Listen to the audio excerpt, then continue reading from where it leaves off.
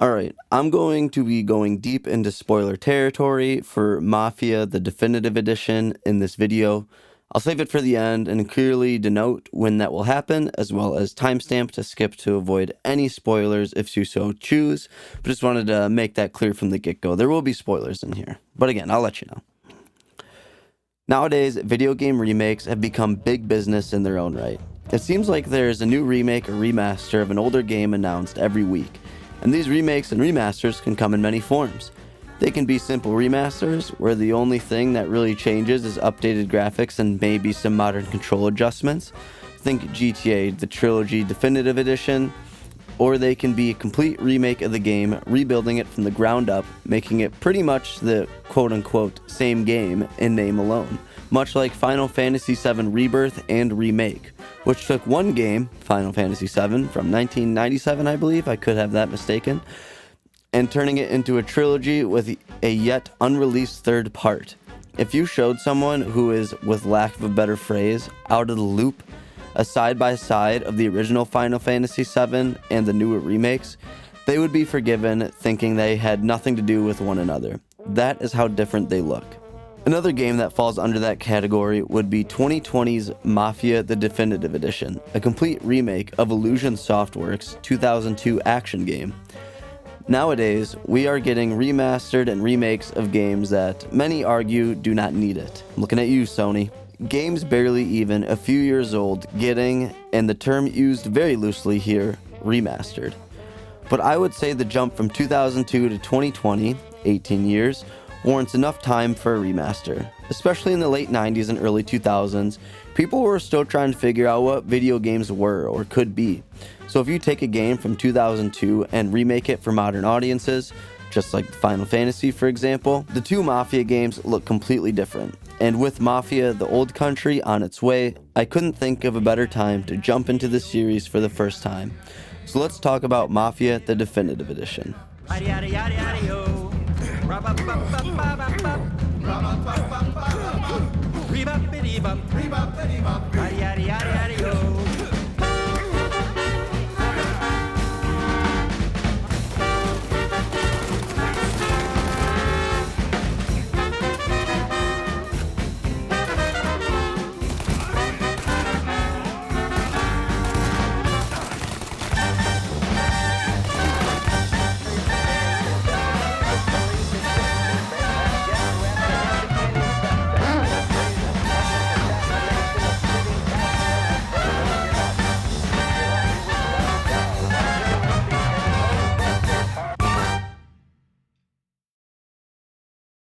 A couple of housekeeping things to say first.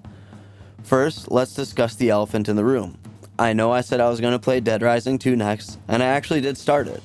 But long story short, it was too much of a chore for me to play on PC given its age and lack of modern controller drivers, and I didn't even think to play it on my PS5 until typing this script up.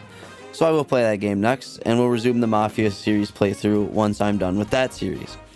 And I will go about playing the rest of Dead Rising with my usual one game in the series, one game out of the series cadence. Secondly, wow, I said that kind of weird.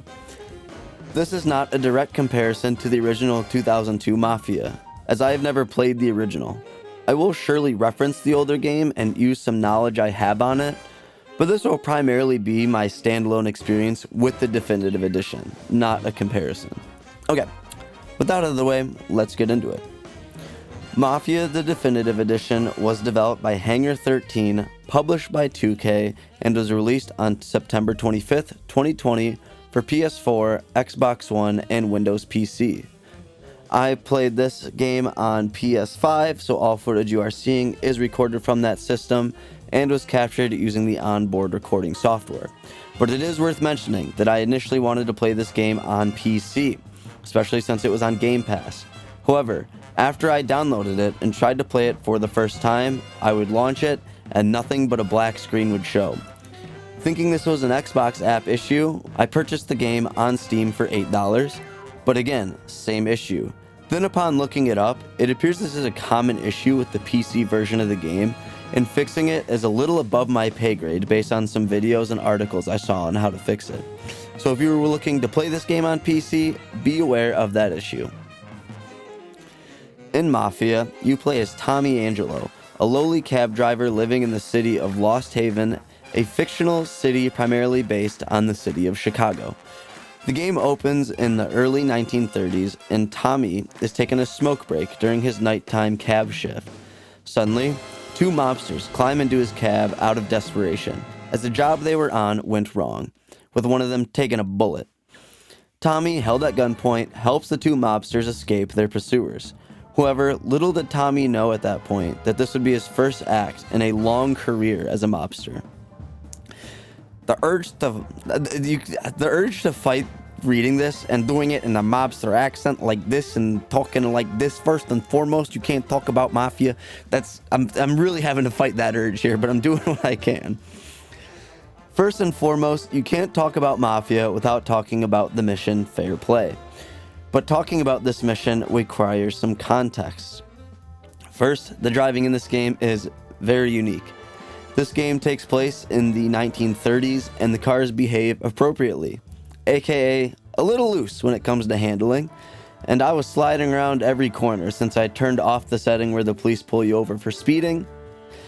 So the driving definitely takes some time to get used to, which is why it's crazy that really one of the first missions in the game throws you into one of the fastest cars in the game and makes you drive across town on a time limit twice, and then makes you compete in a race. This mission has earned quite the reputation for being near impossible in the original 2002 version of the game, so I was excited to see how it shook out in the remake. Once I got to grips on the driving, getting across town and shit wasn't that hard, but the race was definitely still kind of difficult, and I even did just kind of total the car almost immediately on my first drive across town. I did play this game on hard, so I'm sure that impacted how good the other racers were, but it most definitely was still difficult. It took me a few tries to get first, which you have to do to finish the mission. Second and third will not do, it must be first. And I had to have a near perfect race in order to get first. I never played the original version of the mission, but safe to say it might be easier in the definitive edition, but in my experience, it is still quite difficult.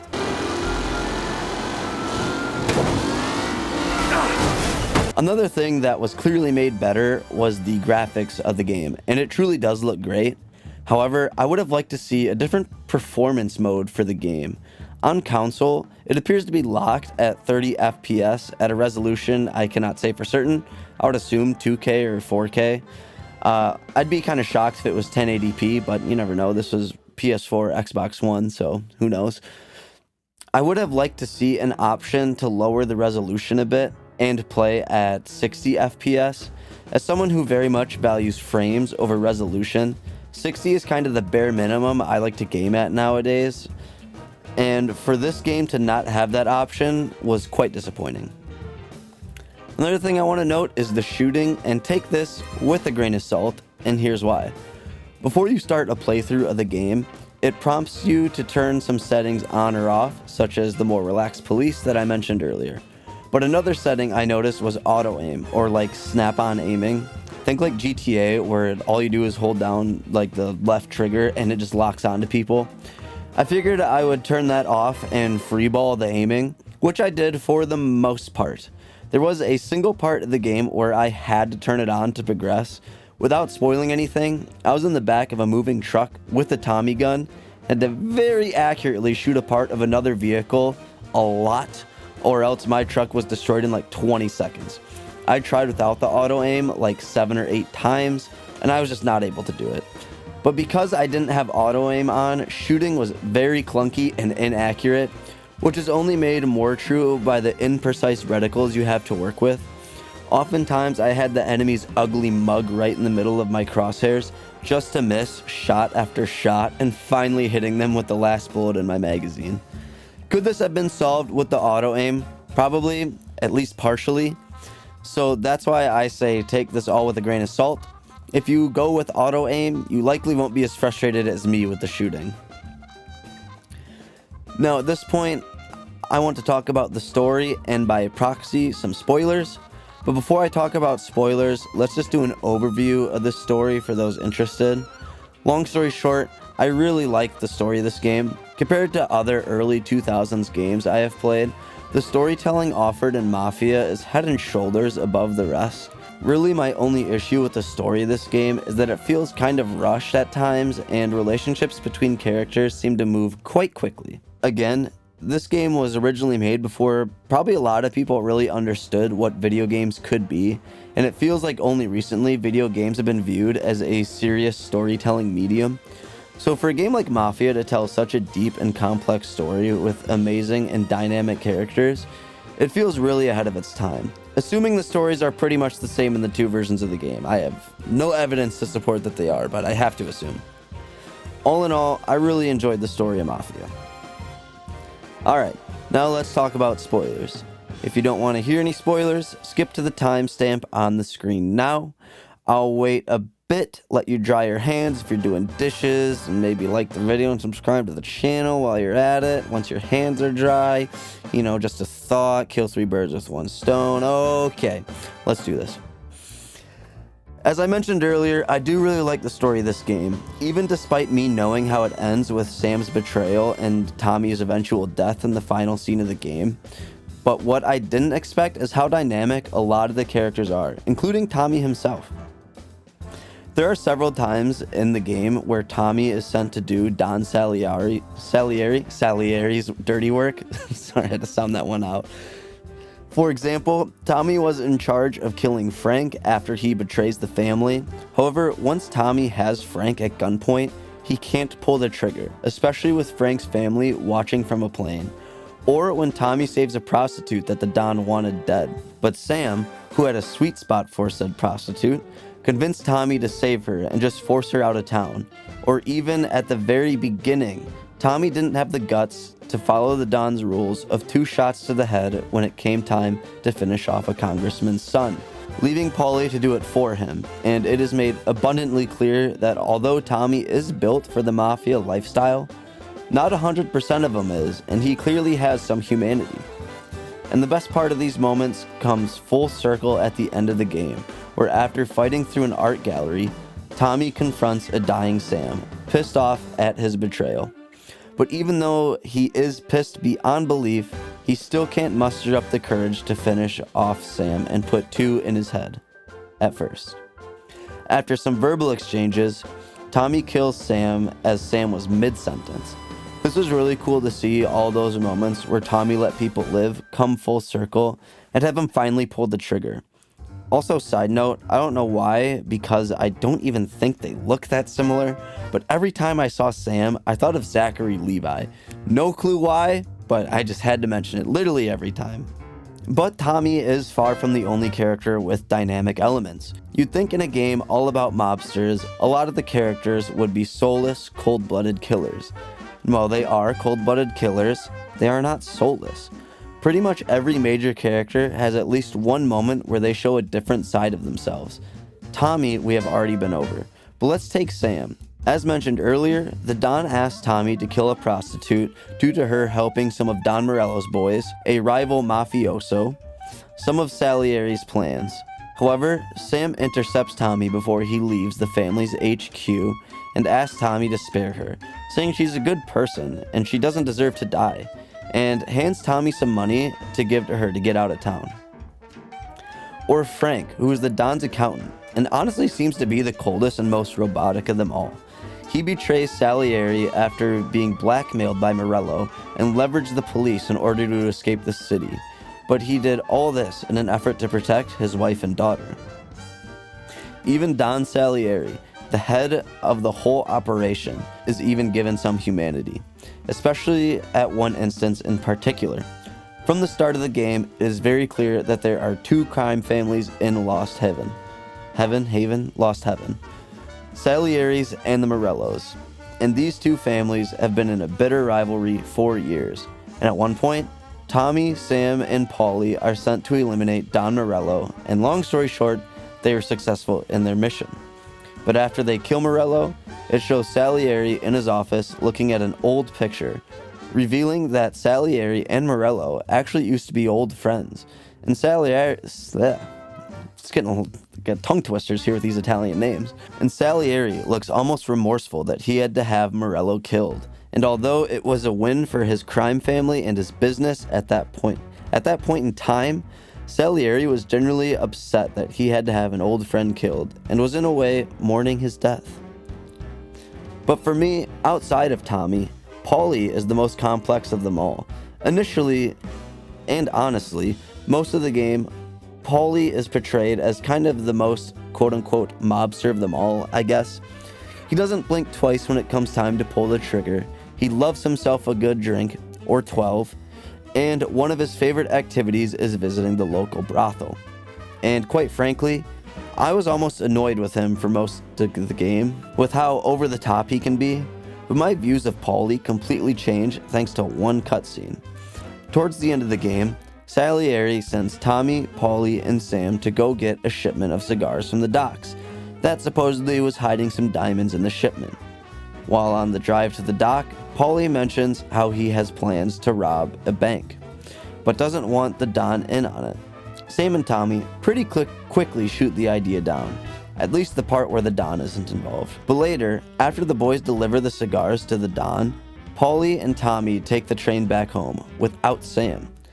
On his train ride, Paulie reveals that he is feeling very unfulfilled in life, having no wife and having done nothing but crime for his career. He tells Tommy how he wants to rob this bank so he can go legit, maybe even his own pizzeria, and have something worth living life for. And he even points out how Tommy has a wife to go home to, and Paulie doesn't, and how he is jealous of Tommy for that. This conversation really paints Paulie in a different light for me.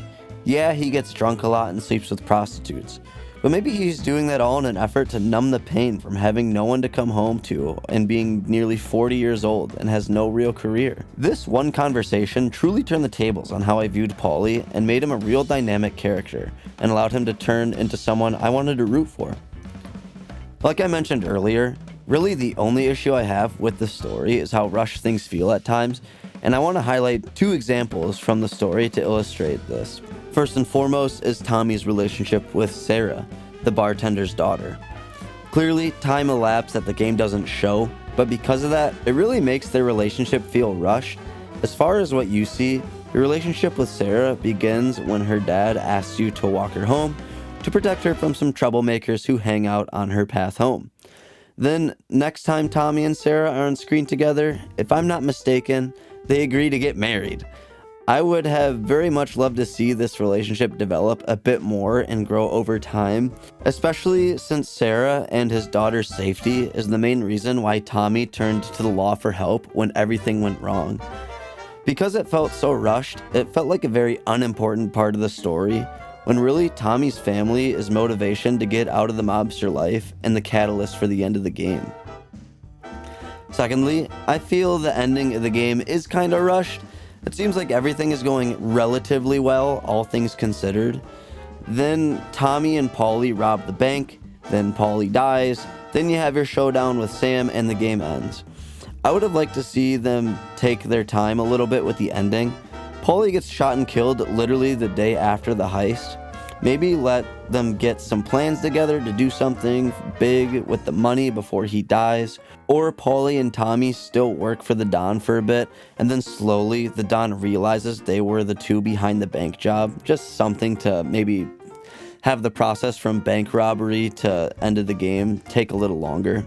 But that's really it. That's just two instances. And now we got two quick little tidbits to get off my chest, the things that didn't really fit in anywhere that I don't need long to talk about.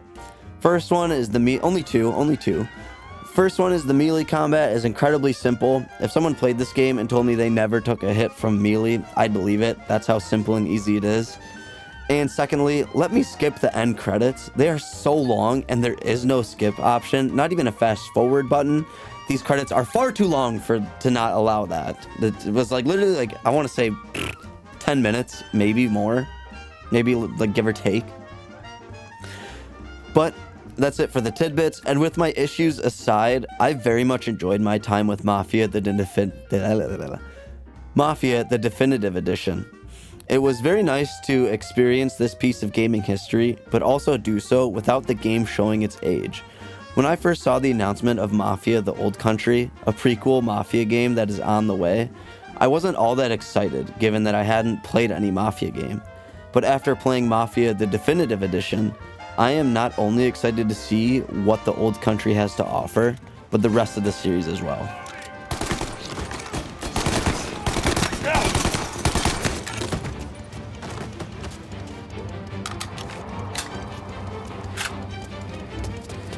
There! No place to run!